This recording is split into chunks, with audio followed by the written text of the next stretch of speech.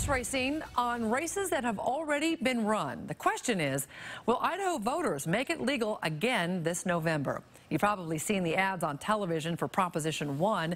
As we get closer to the election, the race to sway voters is really heating up. Proponents say the measure is misleading voters, but supporters say don't snuff out gambling competition and let's make money for the state schools. What we want to do is inform voters of what the proposition really is and point out the misconceptions of it. We are breaking down tonight what you need to know. Our Hawk camera is working on that story.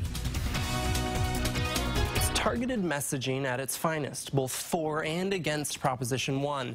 You've likely seen the ads, so let's break down a few of them.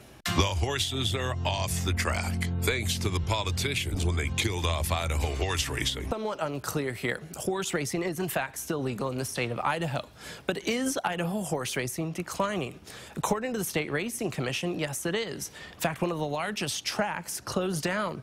And in the last few years, race numbers have dropped. So let's take a look at the next ad. This from the group against the proposition, who says don't see horses and think this is all about them. Horse racing is already legal in Idaho. Prop 1 is about machines. That's true. Prop 1 in its text is about bringing back historical horse racing terminals, gambling machines that would let you bet on any race that happened in the past, shown to you randomly. These terminals were made legal by the state in 2013, but made illegal once again in 2015 because the machines looked like slot machines, and legislators argued that goes against the state constitution. Prop 1 overrules those politicians and brings back Idaho horse racing, meaning hundreds of jobs, millions for classrooms. Well, sort of. If the proposition passes, it would override the politicians. The money part, though, would not be immediate.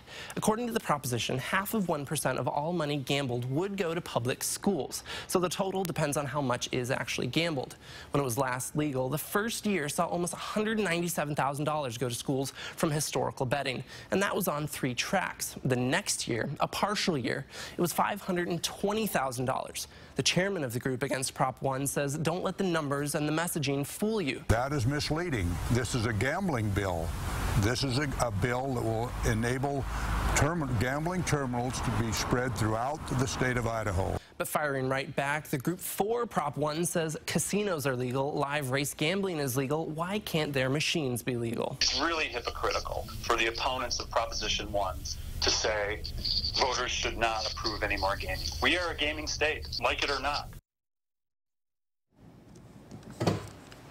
And again, that was Hawk Hammer reporting.